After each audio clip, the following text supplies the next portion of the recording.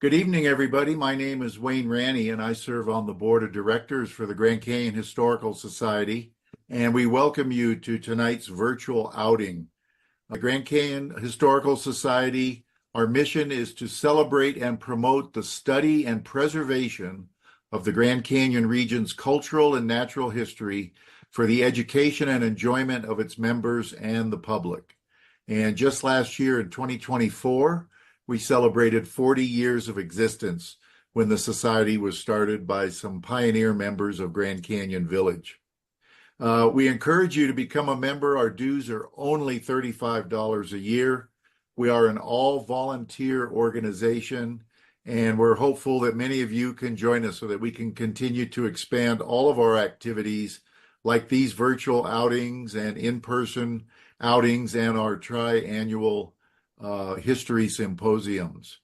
If you do become a member, you'll get 4 issues in the calendar year of the Old Pioneer magazine, which has a lot of history articles about the Grand Canyon and the Grand Canyon region.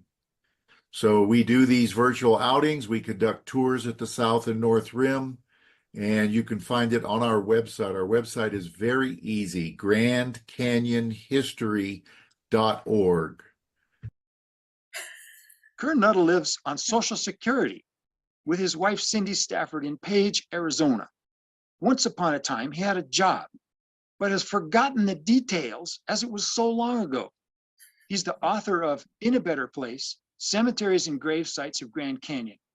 He also likes to collect mushrooms, preferably edible ones. So I really owe a debt to Ken Hawkins for showing me this trail quite a few years ago. He worked for the Park Service at Lee's Ferry for some 15 years and knew all sorts of very interesting trails. Now you're going to see a lot of photos without credits. Those are mostly Cindy's photos. I was originally going to give this talk for the Hikers Symposium a couple of years ago, but this is actually the first time I'm giving it. So when you go to Lee's Ferry, you're going to drive over Navajo Bridge probably, and you really ought to think about stopping there. It's an interesting spot. If it's a windy day, you're liable to see some condors, and just a nice photo of a condor there. So this is Lee's Ferry from about halfway up the Spencer Trail.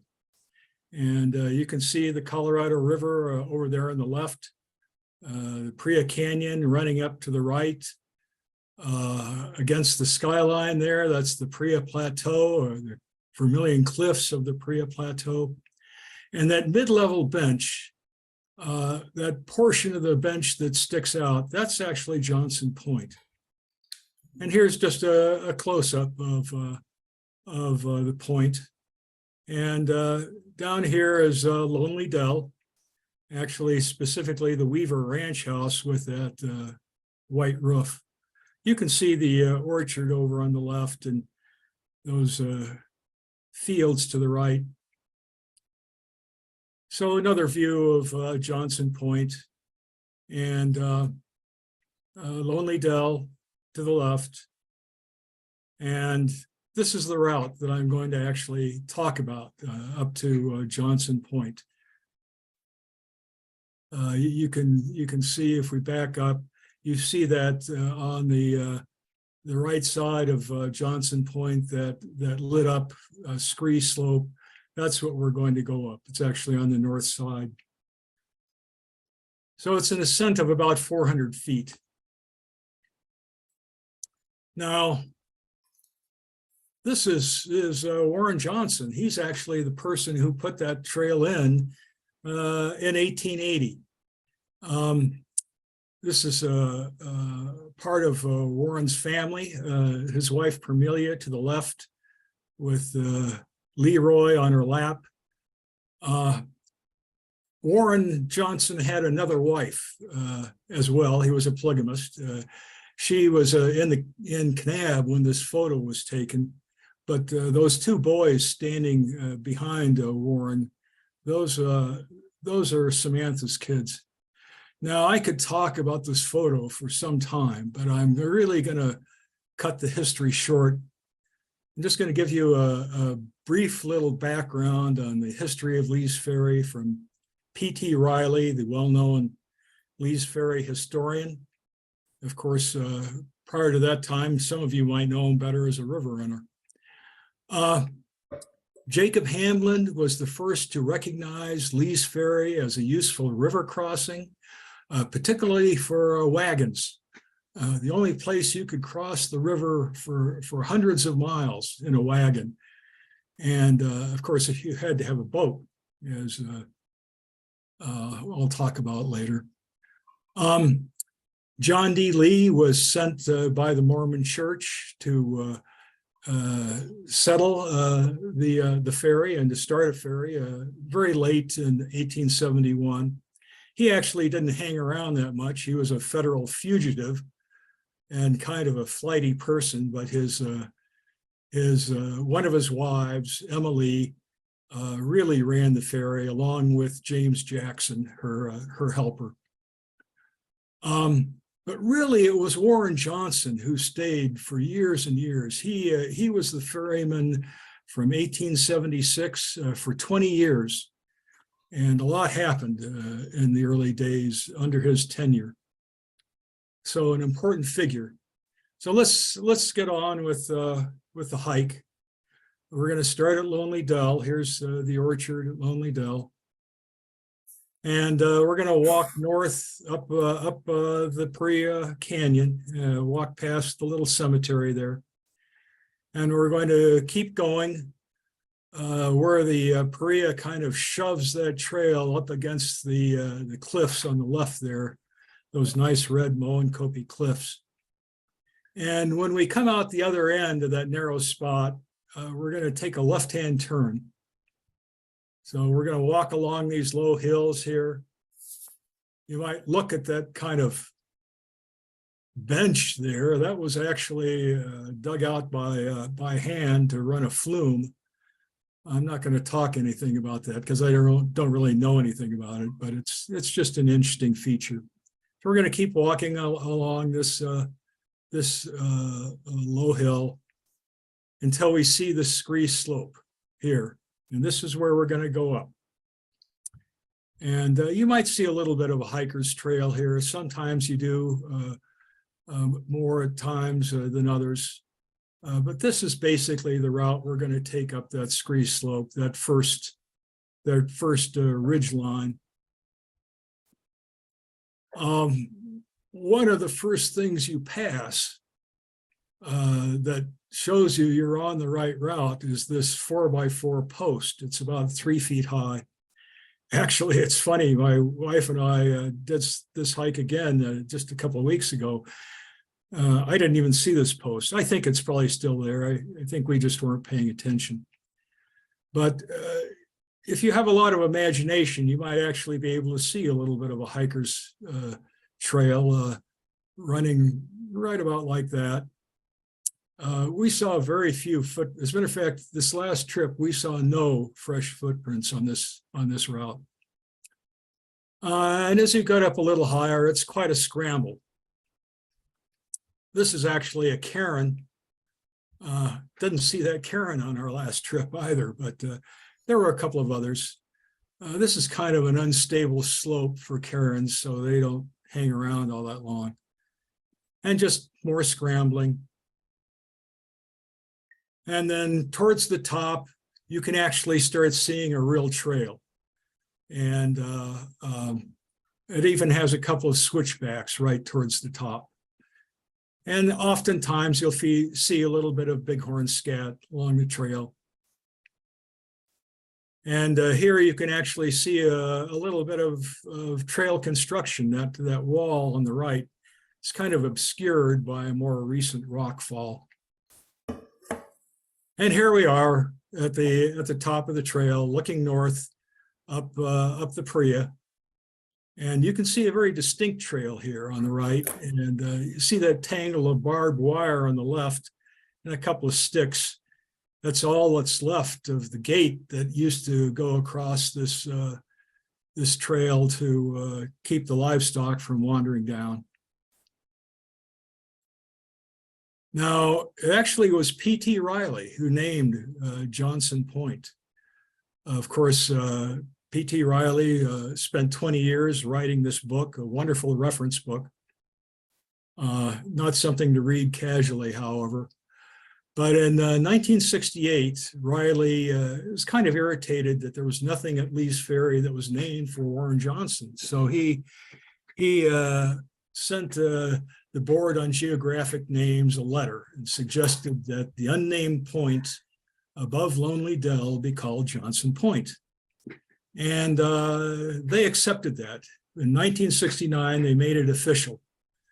And they also adopted several other of Riley's suggestions. Cathedral Rock was officially named. It had previously been called something like Sunshine Rock or something, but they adopted Riley's suggestion, calling it Cathedral Rock. And 5 Mile Point was renamed. It was actually called Cathedral Rock before it was 5 Mile Point. And then Laurie Spring was given a name for Buck Laurie, the guy that built the first trading post in the area. So this is the view from the top of Johnson Point. You can see Lonely Dell down there in the floodplain below us. This is kind of looking southeast, more or less. Now let's see what's to the south, to the northwest, to the northeast. And what I really want to draw your attention to is that ridge line, that skyline. I'm going to talk quite a bit about that here. And this point right here, that's actually the approximate location of Dominguez Pass. And if you go up there, this is what you'll see. And when you're looking east from Dominguez Pass, it's actually a nice broad open area. And you can see Navajo Mountain out there to the east. And actually, here's Page. Page is just about 10 miles away from Lee's Ferry. But of course, it takes about 50 miles of driving because we got to get through the cliffs. So here's someone who visited Johnson Point in 1907. This photo came to me through Gus Scott and Harvey Leake. And Harvey corrected the date that I thought this photo was taken. I thought it was taken a little later, but he said, no, it was taken in 1907. And he's the authority on this. So, and that photo was actually used in this publication in 1915. This is Recreation. Must have been a popular journal because this particular one is labeled volume 52, so it was probably around for a while. So there's that same photo, but look, there's an interesting difference. It's been cropped right above Zane Gray's head. And let's go back. So all those identifying features of this location have been cut out. And then let's look at the photo caption down there. I've reproduced the photo caption over on the right to make it easier to read. And it says, Mr. Gray and Najda Begay, the Paiute guide, and Nonezoshi Boka. I apologize for my pronunciation. I suppose that's Rainbow Bridge. Well, we know that's not Rainbow Bridge. And look over on the left, there's a handwritten notation signed by Zane Gray, and I've reproduced it over here on the right, Zane Gray's note. This picture is a publisher's mistake.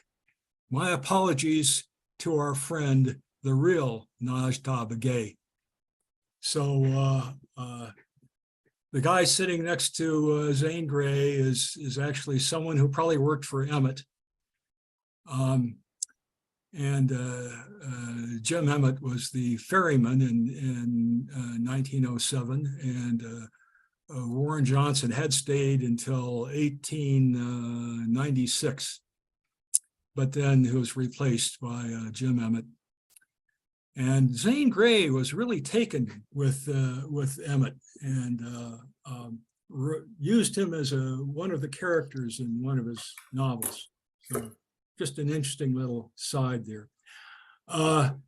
This wonderful page signed by Zane Grey, he mailed this to John Wetherell, and it showed up in his collection. Of course, Harvey Leake inherited all that collection from John Wetherell. If I understand correctly, Harvey is a great grandson of John Wetherell. So here's someone else sitting at Johnson Point with that Paria Ridge on the skyline in the background there. Let's just look at a couple of features. This feature right here, my wife and I call that the Horn. It's actually a nice hiking destination from the Page side. And then a little to the right, we call this feature the Cake, just because it's got a bunch of layers to it. And then a little further to the right, that little pyramid. Now let's go back to the Zane Grey photo. There's the Horn, there's the Cake, and there's that little pyramid. So we are very confident that this is from Johnson Point. Now, here are a couple of other people that actually visited Johnson Point. You know, the fact is that that stock trail was in use for many, many years. It was undoubtedly used by many people, but there isn't much documentation of it being used. And so, but we do have some documentation in 1947 of Christina Clore and Nora Condell using that trail. And Christina was actually the wife of the USGS hydrographer. So she was living at the ferry. And Nora Condell was a British artist who loved the Lees Ferry area and came for many long-term visits. And so this was probably her last visit in 1947. Look at those funky aprons they're wearing, a sort of thing you'd pick up in a hardware store with all that advertising on them. I think they probably liked these because of all the pockets. But you can see it says Babbitt Brothers Trading Company across the upper front, and then down below, something I can't read as well, but Johnson Building Materials or something like that. And look at their sophisticated hiking poles and footwear. Christina's got a backpack on, and Nora's got a bag there, probably with her sketching supplies. So this is one of Nora's sketches. You can actually see this at the Klein Library in Special Collections. This is her impression when she first went to visit Lees Ferry in 1923. She stayed with the Bucklari family, and they took her out on many multiple-day excursions. This is her impression of one of them. And then I think her comment on the accommodations at Vermilion Cliffs. You know, Bucklari didn't name his place Marble Canyon. He named it Vermilion Cliffs. And it became Marble Canyon after Buck left, but that's another story. So you can see Nora's comment down at the bottom there, rather hard to feel like a film siren. So this is one of her paintings, a familiar feature from down around Lees Ferry. I stole this off the web. If you look on the web, you can see many of her paintings. a lot of landscapes, some Southwest, some other places too, portraits, still lifes. She did a lot of stuff. So this is the article that documents Christina and Nora's visit to Johnson Point in 1947. This is an article that Christina published in True West in 1974, a memorial for Nora Condell. This is where her ashes were scattered. Nora returned to England in 1947 and died not long after. But her ashes were shipped back to the Lee's Ferry area and scattered here in 1949. And this is a more recent photo of the same location. That's 5 Mile Point in the background. As you turn in on the road towards Lee's Ferry from the highway, from Highway 89A, you can see 5 Mile Point in the background to the left. And a couple hundred yards, you can see this boulder with this little plaque on it, this plaque right here. And this is what the plaque says. British artist and author has returned to rest in the place she loved. I love it too. So this is the topo for Lee's Ferry. If you look towards the upper left, you can see Johnson Point, prominently named. So this arrow right here, this is where Christina and Nora actually ascended to the bench back in 1947. There's a big sand slide there. If you're driving by and look to the left or to the right, if you're driving out, you'll see that big sand slide if you're looking for it. It's a very convenient way to get up to the bench. And they went up there for the day. Nora probably sketching a lot, and Christina collecting rocks. She complained that she collected so many rocks, her backpack weighed about 50 pounds. But they wandered out on Johnson Point, and as the day started getting long and the wind came up and night started falling, they started looking for the route off Johnson Point. And they had some trouble finding it, but they found it eventually. We know where it is. It's right here. And they took it down to Lonely Dell and then on to the USGS hydrographer station.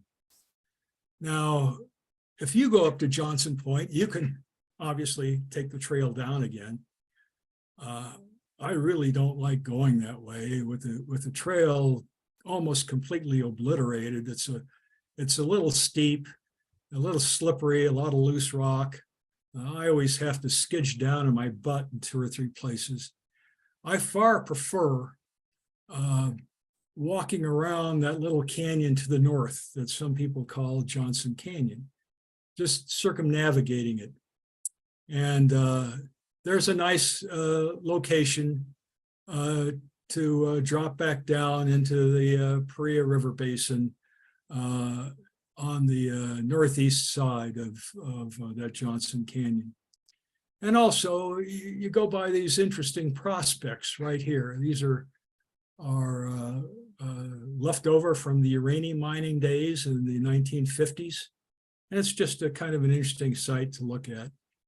So that's what I'm going to describe, is that loop hike. And so this is Johnson Canyon. Actually, Johnson Canyon is a nice day hike, just walking up the drainage there, but we're going to walk around the rim. You might think you're up on that bench that it's all nice and level, but it isn't level at all, particularly out at the point. You really have to pick a route through some topography. It doesn't really matter what the route is. They all end up in pretty much the same place. Now, my last trip out there, this really distressed me. It's this thamnosma. This is one of my favorite wildflowers, and it's just dying. I think even if you poured water on it, it's too late to save this. This is dead. Now, some people are going to look at that and they're going to say, "Oh, this is Mormon tea." No, it's not. It's not Mormon tea. This is the tips are too pointed for Mormon tea. And in February and March, if there's been enough rain, this will have purple flowers on it. And we know that Mormon tea, the Phaedra, is in the fir family. It's not a flowering plant. It has cones. So here it is in flower. Notice how nice and green that is. That's really, this is dead. All the thamnosma up on that bench is dead now from the drought. Someone else interesting took a photo of thamnosma some time ago. This was a photo of Glen Sturdivant's in 1929. February was the month that Glen Sturdivant died, and this photo may have been taken literally days before he died. And here he is, the park naturalist in 1929, died along with Fred Johnson trying to cross the Colorado River. Interestingly enough, the service for them was held in the South Rim Cemetery on the 10th anniversary of Grand Canyon as a national park, presided over by Minor Tillotson. I just had to throw some Grand Canyon history in here. Okay, some interesting cactus up on the bench.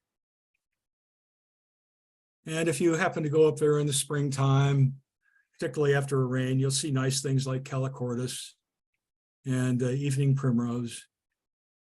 And if you look to the south, you'll have a nice view off in the distance. That's the Echo monocline there on the skyline. That runs all the way to the Gap, all the way to Tuba City, practically.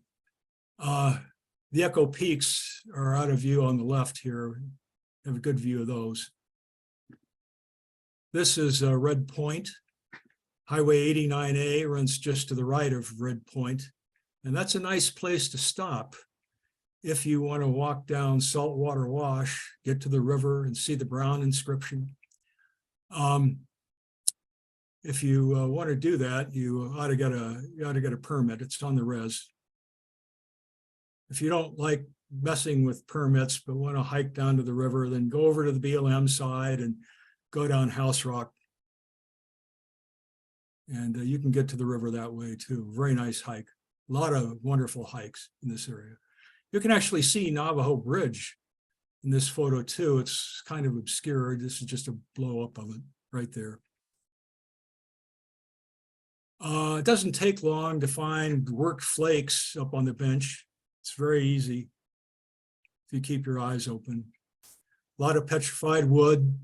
The uranium miners scrutinized all this petrified wood very closely, and if it set off their Geiger counters, it was shipped out to the uranium mill in Tuba City. And you can see Bighorn. This photo wasn't taken on this route. It was taken from Dominguez Pass. We came in from the Page side and looking down at actually at the Dominguez Escalante route. You can see about a dozen bighorn down there. And likewise, here are a couple more bighorn, different time at Dominguez Pass. We've seen bighorn on this route I'm talking about, but I don't think we got the camera out in time. Other people have seen bighorn in this vicinity too. Now this site, again, it's not on the trail that I'm talking about. This is about a mile further north along the bench. And the further you go along the bench, the more glyphs you will see. If you're on the bench or even along the drainage.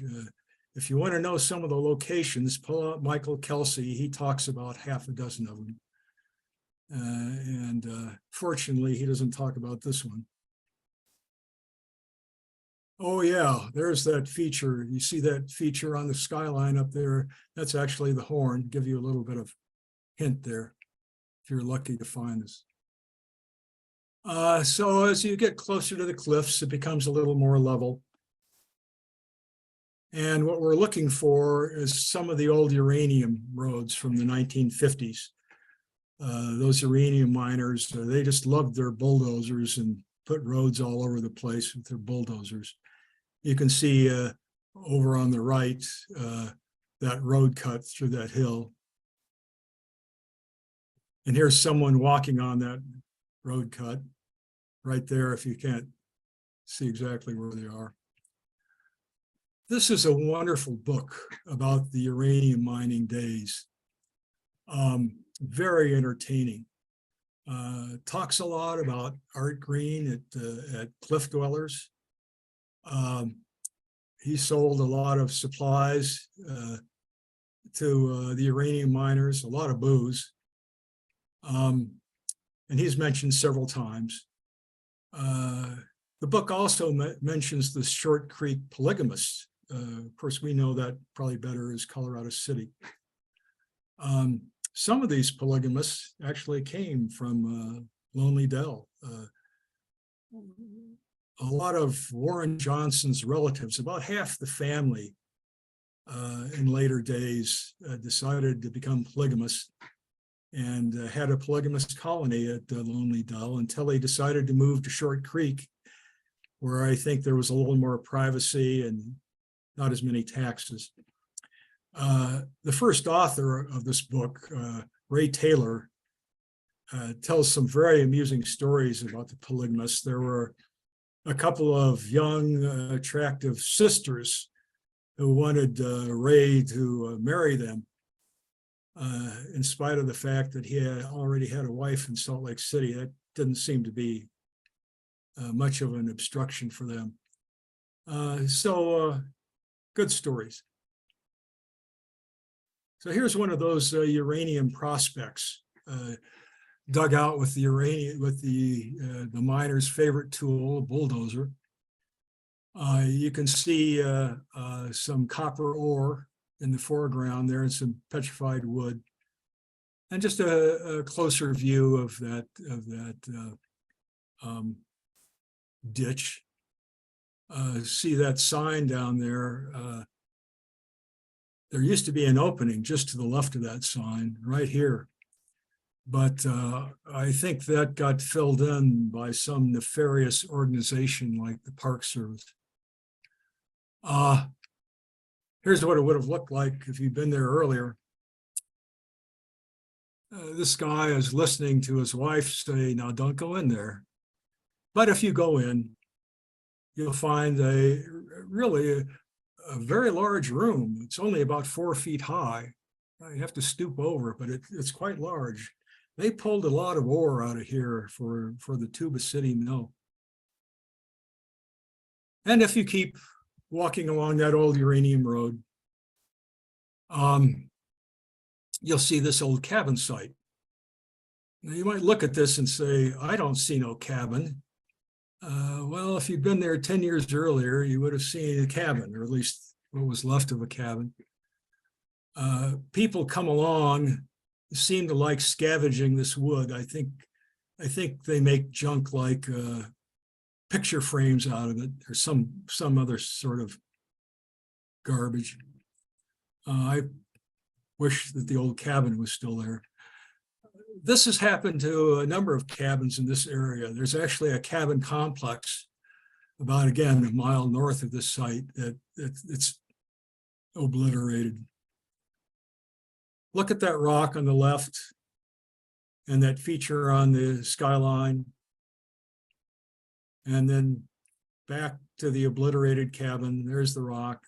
There's that feature on the skyline. This is the same location.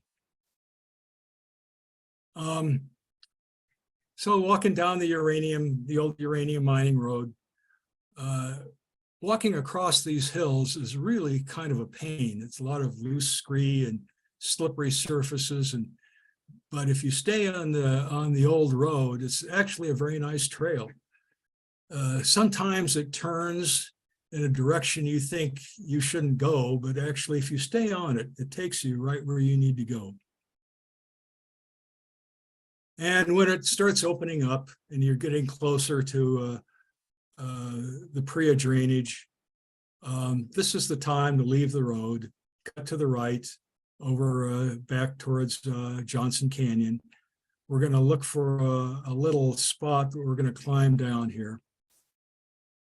I'm going to tell you these are bighorn track, maybe. So here's what I'm looking for, this little depression along the rim of the canyon. You can see the Paria floodplain below us. Before we go down there, look up at the skyline. Let's look. This is the actual route that Dominguez and Escalante took in 1776. They were, of course, trapped at Lee's Ferry. They couldn't find a way to cross the river. The river was too deep for them to cross. And they ended up coming up the Paria, and at a nice Native American pictograph site, they turned towards the cliffs, made their way, let's go back, made their way up to that sand dune and up a second little sand dune, and then a long traverse over to Dominguez Pass. So here we are dropping down that spot. You can see all the way down the Paria, all the way to Lonely Dell here. And there's a nice trail right under the cliff line. And if you look back, it's a very easy place to leave that bench. And there's the trail below us. And then down in the floodplain. There used to be a cabin down here, right here at this location. It's long gone. I never saw it. I think it was washed away, not by human hands, but by pre-flood. And there you can see on the skyline the route down where we just described coming down. And so walking back to Lonely Dell, the Priya is cutting close to the right now. I swear, just a couple of years ago, this wasn't nearly as narrow. I think this is due to get washed out. Look how nice and clear that Priya water is, and how wonderful that mud would be to play in. No, don't. I didn't mean that. It's viscous, and you want to avoid it. So here's where it's opening back up as we're approaching Lonely Dell. And here's the route that we took to Johnson Point. And here we are back at Lonely Dell and the end of our hike. So I hope if you go to Lee's Ferry, you'll look around a little bit for hiking trails. There really are a dozen very nice hiking trails. And remember that Lee's Ferry is the start of the Grand Canyon. So this wasn't completely inappropriate for the Historic Society. Okay. Not Question. at all. That was lovely. Well, you exaggerate as always. So if anyone has questions, now's the time for them. I've got a list of them, so I'm going to wade right in. If you have a question, you can unmute yourself and then just chime in, just wedge yourself in. But in the meantime, Kern, this is a fascinating route that was built in the 1800s. It would seem to me that the reason you would want to do that would be to graze some animals. You bet. It was a stock trail, and Warren Johnson took his stock up on that bench to graze. You think everyone coming through the ferry, all the immigrants passing through with their livestock, they stripped the area on both sides of the river for miles of graze. Okay. And Warren Johnson had his own cattle and wanted someplace to graze them. That was a logical place. That's also the reason they grew alfalfa there, is to feed all that livestock coming through. So 2 questions off of that then. Do you think that there's a route that continues on through the Vermilion Cliffs to the Priya Plateau? There is. It's not very good. Ken Hawkins told me about it. My wife and I have done about 7/8 of it. The last bit is just too tough. Okay. And if you, everyone's familiar undoubtedly with the Cathedral Canyon Trail. Well, many people have gone down the Cathedral Canyon Trail. Going up the Cathedral Canyon is very, very interesting. And if you go up all the way to Laurie Spring, Right. which is an interesting site, you're about halfway up through the cliffs. Right. That part, then it gets really difficult. You have to go up on the left around behind the tooth, Right. and it gets tough. Okay. It takes a lot of route finding. Do you think they were running stock up that route as well? No, No. they stopped at the bench. Okay. They stopped at the bench. You know, they took horses. If you're talking about some place like Jacob's Pools, along the base of the Vermilion Cliffs, I'm sure stock was taken up that trail. Okay. That was an old Native American route, of course. Right. You had a Yes. picture of a fence up there. There was a uranium road you were talking about, and it went through this fence. That fence looked pretty new to me. It certainly didn't look like something Johnson would have built in the late 1880s. No. They ran stock up there. I mean, for years, grazing in on the benches. Okay. I'm sure. I don't know when it stopped, but yeah, when you walk out along those benches, you run across a number of fences. Okay. All right. Cattle, horses, Rattlefleet. Yep. That rematch picture was really great of Zane Grey and Nasha Vijay there, and then Cindy. Oh, it wasn't sitting. Naja Begay. It was a guy who worked for Emmett. It was just it's easy to think that was Naja Begay. Okay. But, it wasn't, and Zane Grey and John Wetherill knew the difference. Okay. I bet they did. Can I interject that they cropped that photo because they wanted it to be Zane Grey's trip to Rainbow Bridge. Right. And Oh, Naja Begay was on the fascinating. trip to Rainbow Bridge. Right. Yeah. But why wouldn't they just use a picture from Rainbow Bridge, you know? Well, they didn't have a good one. Right. You know, right. another piece of trivia, Naja Begay died in the 1918 flu pandemic. Pandemics have always been kind of hard on Native Americans. Well, I thought that was a really great rematch, and that painting by Nora Cordell, that's a beautiful painting. Yeah, that's Reminds nice. me of Gunnar Woodford's stuff. I mean, it's just really pretty. Yeah, there's a lot. She has a lot of nice stuff from the Lee's Ferry area. There's some questions that come in on chat, and so I'm going to start going down through those questions. Have you? Dennis wants to know if you've been to Fisher Spring up Yeah. there. Yeah, And Dennis Several says he was up there last year looking for an inscription by Holiday and Huntington, as described by Riley. We found the Yeah. spring, but not the inscription. we've done exactly the same thing. Never found the inscription. Okay. Frank Johnson.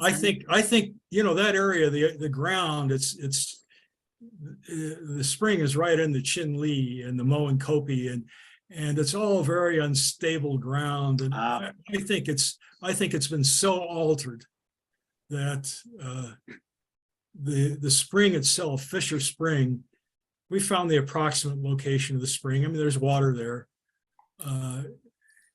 I doubt that it looked anything like that back in earlier days in the 1900s. Okay, all right, that makes That's sense. just my guess. Just my Lyman guess. Forsyth left a message. Thank you for a great presentation. And Mark B wants to know, kind of off topic, but he was wondering why the ferry was positioned at Lonely Dell rather than the crossing of the Fathers. What would be the advantages of one over the other? Well, first of all, the crossing of the Fathers couldn't take a wagon. Ah, And so Jacob Hamlin, when he was out looking at what became Lee's Ferry, he said, you know, if you had a ferry here, you could take a wagon across. right. Not easily. And on the other side, Lee's backbone was horrific, but you know, that's another story. And the other thing Jacob said is, and shorten the road by 4 or 5 days. Oh, wow. And Shorten that the was road to the huge. Hopi Mesas. They were most interested in the Hopi Think Mesas. about taking stock through that landscape. They were trying to migrate to Arizona, settling towns, Right. taking stock with them, or get to Mexico. Yeah, or get to Mexico. Yeah, you know, there was the reason they wanted the ferry was the church wanted an escape route if they had to abandon Salt Lake City.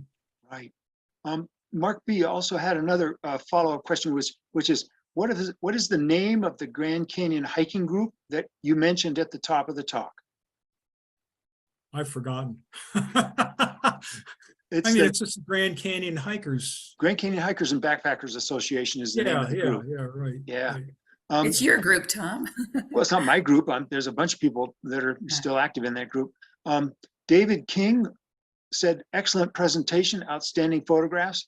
Finding these trails might be more difficult for some of us not familiar with the area.